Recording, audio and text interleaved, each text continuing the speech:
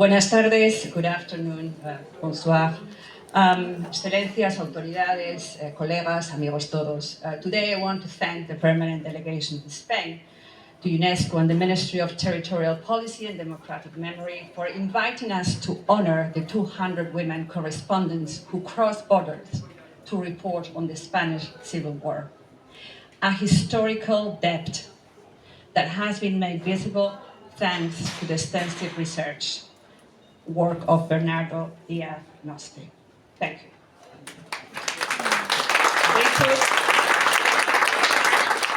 They put the spotlight on the silenced victims and told courageous, humane, and sometimes even deeply uncomfortable journalism. When we peel back the layers of the dominant narrative, we discover that many of the keys to understanding conflicts in all their complexity come from the pluralistic, society-wide perspectives of diverse men and women, their analysis and their ways of telling stories. Wars are not just about power and military tactics. Wars are, above all, about the suffering of ordinary people with ordinary lives who have no power or say in the origins of the conflict. And this is especially true for women, both then and now. On these nearly 200 women correspondents, some were already there when the coup erupted in July 1936. Others crossed borders by land or air, driven by the need to tell a more complete truth. While most male reporters fed the war narratives by focusing on strategies and military machinery, these women, often relegated from those spaces, found the human impact in bombed-out markets, in bakeries without bread, in morgues and hospitals, which the dominant male war narrative very often ignored. They reported what others failed to see.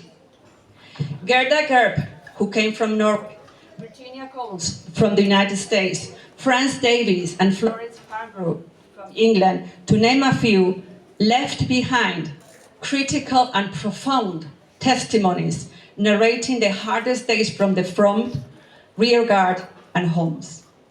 This exhibition recovers the memory of Renée Lafont, a French journalist and the first known female reporter to die in a war.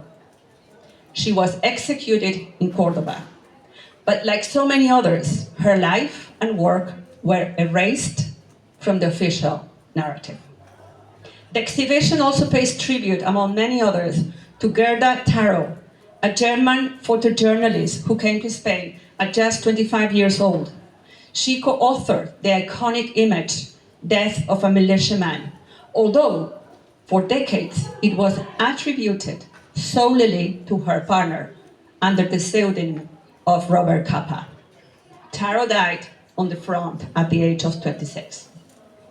Their courage, their legacy, and their untold stories bring us to the present.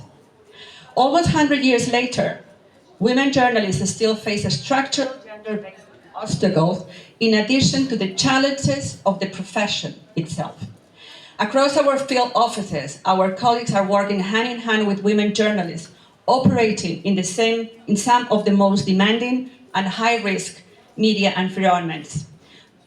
Through mentoring programs, training on physical and digital safety, leadership workshops, risk assessment, protection planning, data production and safety monitoring, policy advocacy, and recognition of their work, UNESCO has already supported thousands of women journalists and has acted across regions to make journalism safer, more inclusive, and more representative. Because today, just like a century ago, without women's voices, journalism is incomplete. And without free and safe journalism, there is no real democracy. Thank you for your attention, and I hope you enjoy this.